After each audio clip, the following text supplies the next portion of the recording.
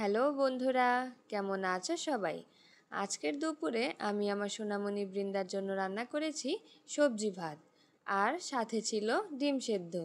তো কিভাবে এই সবজি ভাতটা রান্না করলাম চলো তাহলে দেখে নিই। প্রথমে একটি কড়াইতে পরিমাণ মতো ধুয়ে পরিষ্কার করে রাখা চাল দিয়ে দিলাম। তারপর এতে দিয়ে দিলাম কুচি করে কাটা টমেটো আর মিষ্টি কুমড়ো।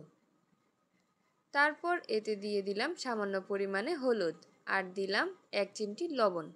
তারপর পরিমাণ মতো জল দিয়ে ঢাকনা দিয়ে ঢেকে দিলাম। ঠিক 15 মিনিট পর ঢাকনা খুলে দেখলাম চালটা প্রায় সেদ্ধ হয়ে আসছে আর সবজিটাও সেদ্ধ হয়ে এসেছে। রান্নার এই পর্যায়ে দিয়ে দিলাম লাল শাক।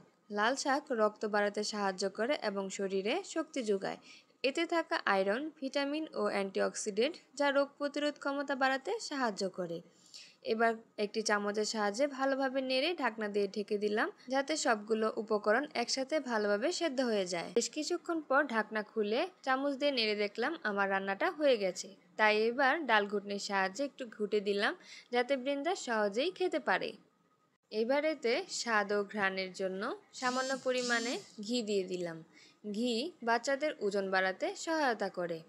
আর এভাবেই ভালোবাসা দিয়ে তৈরি হয়ে গেল আমার সোনামণি বৃন্দার জন্য সবজি ভাত। তো বন্ধুরা, এই রেসিপিটা কেমন লাগলো অবশ্যই কমেন্ট করে জানিও, আর বেশি বেশি লাইক, কমেন্ট আর শেয়ার করতে ভুলো না যেন। ধন্যবাদ সবাই।